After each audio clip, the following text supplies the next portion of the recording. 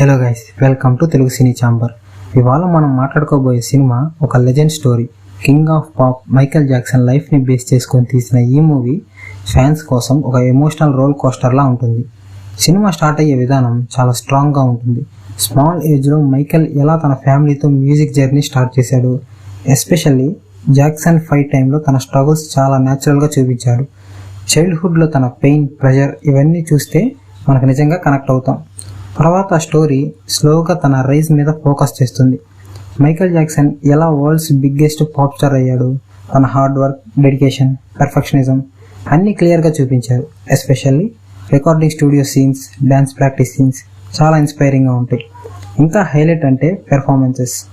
Billy Jean, Thriller, Beat It ఇలాంటి iconic songs recreate చేసిన విధానం నెక్స్ట్ లెవెల్. థియేటర్లో చూస్తుంటే గూస్ బంప్స్ వస్తాయి.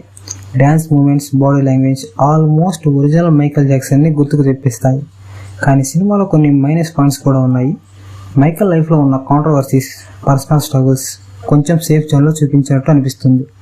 ఇంకా కొంచెం డెప్త్గా చూపించుంటే సినిమా ఇంపాక్ట్ పెరిగేది. అలాగే కొన్ని ప్లేసెస్లో స్క్రీన్ ప్లే కూడా స్లో అనిపిస్తుంది. ఎస్పెషల్లీ మిడిల్ పోర్షన్లో ల్యాగ్ ఫీల్ అవ్వచ్చు, కానీ లాస్ట్లో మళ్ళీ స్ట్రాంగ్గా ఉంటుంది.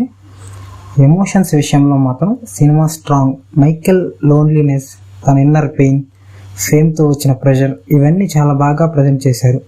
ఫ్యాన్స్కి ఇది చాలా ఎమోషనల్ ఎక్స్పీరియన్స్ అవుతుంది.